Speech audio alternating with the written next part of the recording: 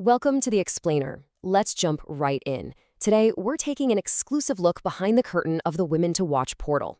If you follow this space, you already know Women to Watch is just absolutely phenomenal at pattern recognition, especially when it comes to early AI signals in the retail and business world. But how do they actually pull it off? How do they take hundreds of scattered, raw observations from top-tier leaders and turn them into pure, actionable intelligence? Well, today, we're going to trace the exact lifespan of a single intelligence signal. We're looking at this portal not just as a website, but as a literal digital refinery for collective intelligence. Okay, let's dive right into this. Here's our roadmap for today. First, we'll welcome you to the engine itself.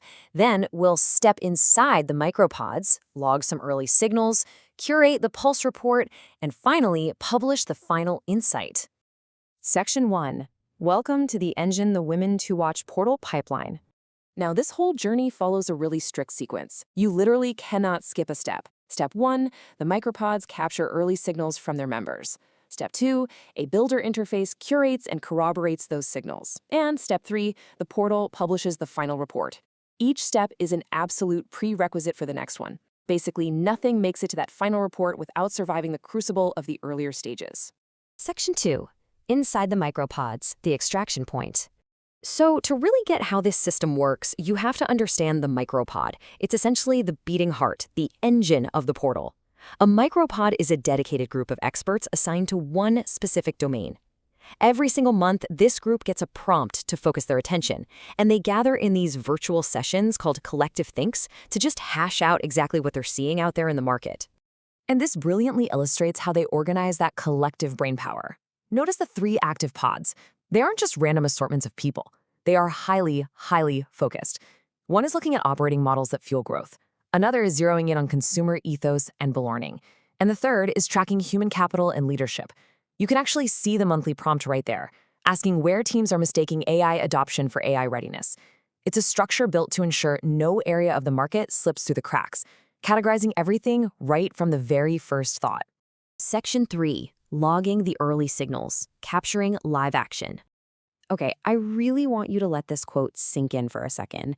This is where the pattern is captured before the market names it.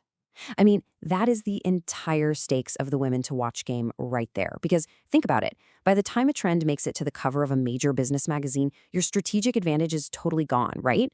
The pure value of this engine is extracting that pattern early, while it's still just a whisper among industry insiders. Let's see what this looks like in practice. Notice the early signal titled, "Clients are sprinting on a foundation that is not built." It points out that building AI first from scratch is exposing a massive readiness gap in real time. That right there, that is high-caliber, raw intelligence flowing straight into the portal. It's not fluff. It's a direct, on-the-ground observation of market reality. So, the million-dollar question is, how does this system organize these raw observations so they actually become useful? Well, let's break down the anatomy of a signal. Every single entry has to carry 4 critical data points. First up, a strength label, like is this an emerging signal or a strong one? Second is the corroboration count. How many other experts are seeing this exact same thing? Third, the contributor's name, which keeps people accountable for their insights. And fourth, the originating session, where it was actually brought up. These data points are literally the lifeblood of the system. They are what dictate whether a signal gets promoted downstream or if it just fades away in the log. Section 4. Curating the pulse report, the refinery phase. To wrap our heads around this phase, we have to contrast 2 very different experiences inside the portal. On one side, we have the curator view, the pulse report builder.